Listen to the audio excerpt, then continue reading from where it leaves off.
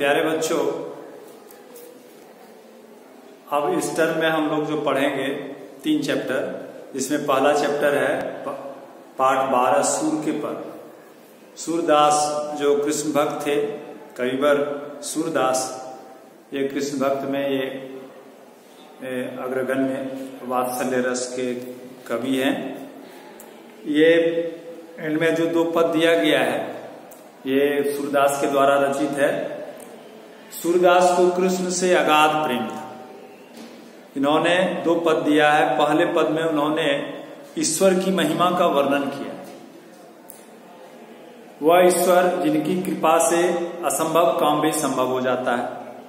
और फिर दूसरे पद में बालक कृष्ण की उन चेष्टाओं का, उन लीलाओं का, बचपन के उन प्रयासों का वर्णन किया है, जिसको देखकर मां जसोदा का हृदय वात्सल्य से भर जाता है, ममता से भर जाता है।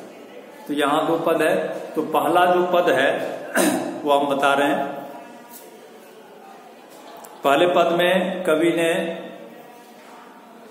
ईश्वर की महिमा का वर्णन किया। ईश्वर की क्या महिमा है, ईश्वर का क्या सामर्थ्य है, वो किस प्रकार असंभव काम को भी संभव कर देते हैं, यह भाव इस पद में है। चरण कमल बंदों हरि राई, जाकी कृपा पंगु गिरि लंघे, अंधे को सब कुछ दर्शाई, बहिरो सुने गुंग पुनि बोले, रंक चले सिर छत्र धराई, सूरदास स्वामी करुणा में बार बार बंदों तिहि पाही। देखिए सूरदास का यह पद भक्ति रस का है। और सारे देश में जो रसिक कवि हैं, जो रसिक भक्त हैं भगवान के, कृष्ण के विशेष रूप से, वे इस पद को बड़ी भक्ति भाव से सुर में, ताल में, लय में इसको गाते हैं। इसमें सूरदास कह रहे हैं ईश्वर की महिमा के विषय में, उनके जो हरि हैं, उनके जो भगवान बालक कृष्ण हैं, उनकी महिमा में ये बता रहे हैं। चरण कमल बंदों हरि राई, हरि मतलब ईश्वर, राई मतलब ये एक संबोधन है, हरि के प्रति सम्मान आदर सूचक ये संबोधन है। उस हरि राई के, उस ईश्वर के चरणों की मैं वंदना करता हूं, जो चरण कमल के समान है। चरण कमल, उस हरि के, उस ईश्वर का जो चरण है, जो कमल के समान है, जिसकी उपमा कमल से की गई, उसकी मैं वंदना करता हूं। वह ईश्वर, वे हरि जिनका चरण कमल के समान है, उनके इन चरण की मैं वंदना करता हूं। तो कैसे कृष्ण, कैसे हरि, कैसे भगवान है? जाकी कृपा पंगु गिरि लंघे, जिनकी कृपा से गुंगा भी गिरिलंघ है, गिरि मतलब पर्वत, पहाड़ लांघ सकता है। यदि यह असंभव बात है, कोई लंगड़ा किसी उसको साधारण रूप से भी चलना मुश्किल है, जिस लंगड़े को वह पर्वत पार कर जाए, असंभव बात है। लेकिन यदि सूरदास कहते हैं कि उनके हरि की कृपा हो जाए, उनके हरि, उनके ईश्वर, उनके बालकृष्ण ऐसे हैं महिमा वाले कि यदि उनकी कृपा हो जाए तो लंगड़ा भी पर्वत पार कर सकता है, गिरि को लांघ सकता है, पर्वत को पार कर सकता है।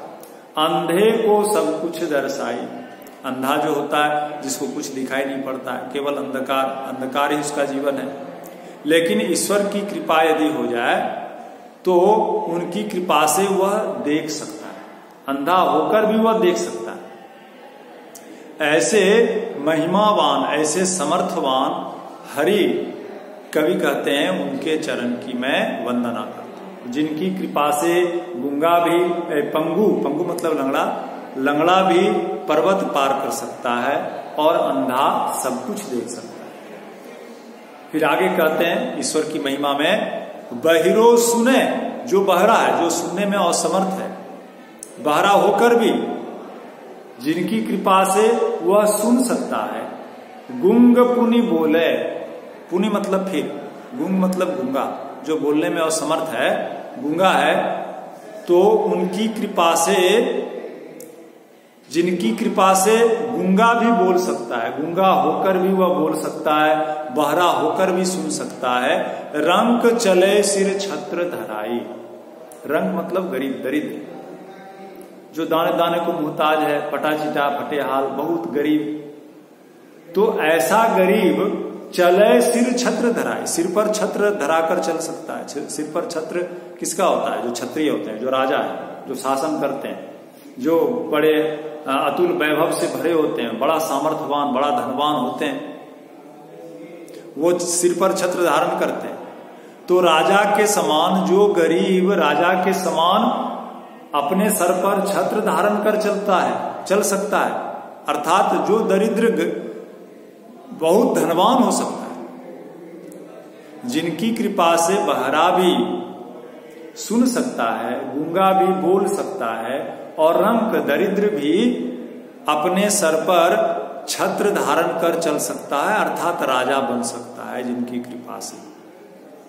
सूरदास स्वामी करुणा में बार बार बंदों तिहि पाई, पाई मतलब पैर।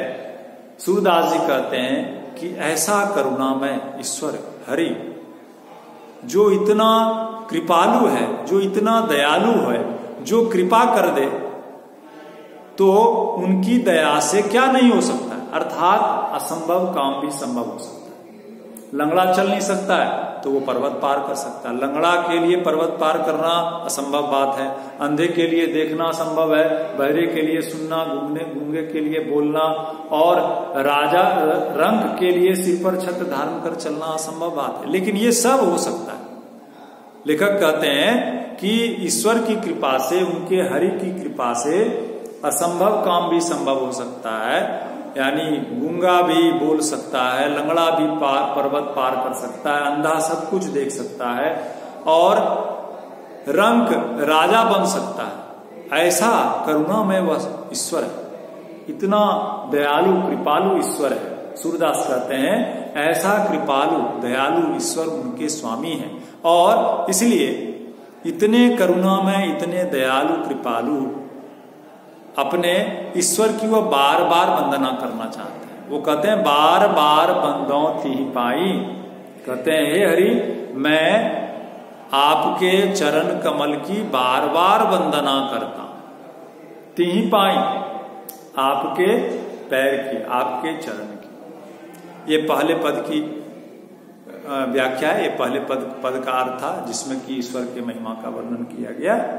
चरण कमल बंदों हरि राई, मैं उन हरि की, ईश्वर की के चरण कमल की वंदना करता हूं। जाकी कृपा पंगु गिरिलंग है, जिनके कृपा से लंगड़ा पर्वत पार कर जाता है, अंधे को सब कुछ दर्शाई, और अंधा सब कुछ देखने लगता है, बहिरो सुने गुंग पुनि बोले, बहरा सुनने लगता है, गूंगा फिर से बोलने लगता है, रंक चले सिर छत्र धराई, और जो गरीब है, दरिद्र है, वह अपने सर पर छत्र धारण कर राजा के समान चलता, अर्थात राजा बन जाता है। सूरदास स्वामी करुणा में, सूरदास कहते हैं कि ये जो ईश्वर है, जो सबके स्वामी है, जो इतने करुणा से भरे हुए हैं, जो इतने कृपालु दयालु हैं, उनकी बार बार बंदों तिहि पाई, मैं ऐसे हरि की बार बार वंदना करता हूं। ठीक, धन्यवाद।